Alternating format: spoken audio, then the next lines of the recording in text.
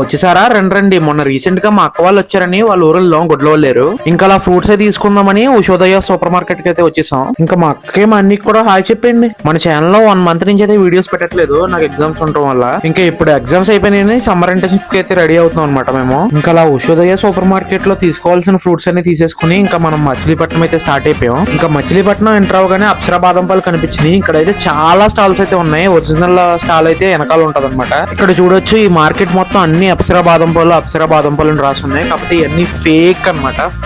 ఇది ఫేక్ అన్నట్టు ఉంటది. ఫైనల్ గా లోపలికి వచ్చేసాం మనం. ఇదే మన ఒరిజినల్ అప్సరా బాదం పాలు మచిలీపట్నంలో. మీరు ఎప్పుడైనా మచిలీపట్నం వస్తే ఈ ఒరిజినల్ అప్సరా బాదం పాలు తాగడం అస్సలు మర్చిపోకండి. టేస్ట్ అయితే అదిరిపోయింది. ఆ గ్లాస్ లో మనకి ఫస్ట్ కోవా వేసి మళ్ళీ బాదం పాలు వేసి మళ్ళీ దానిపైన కోవా అయితే వేసి ఇచ్చేసారు. టేస్ట్ అయితే చాలా చాలా బాగుంది. ఇంకా అక్కడ నుంచి మచిలీపట్నంలో ఆర్కే మీల్స్ ఫేమస్ అంటే ఆర్కే రెస్టారెంట్ కి అయితే వచ్చేసాం అనమాట. ఫస్ట్ అయితే మేము ఫ్రై పీస్ బిర్యానీ చెప్పాం. ఫ్రై పీస్ బిర్యానీ చాలా బాగుంది. ఇంకా ఇక్కడ సిట్టింగ్ చూసుకుంటే చాలా క్లాసీగా ఉంది అనమాట.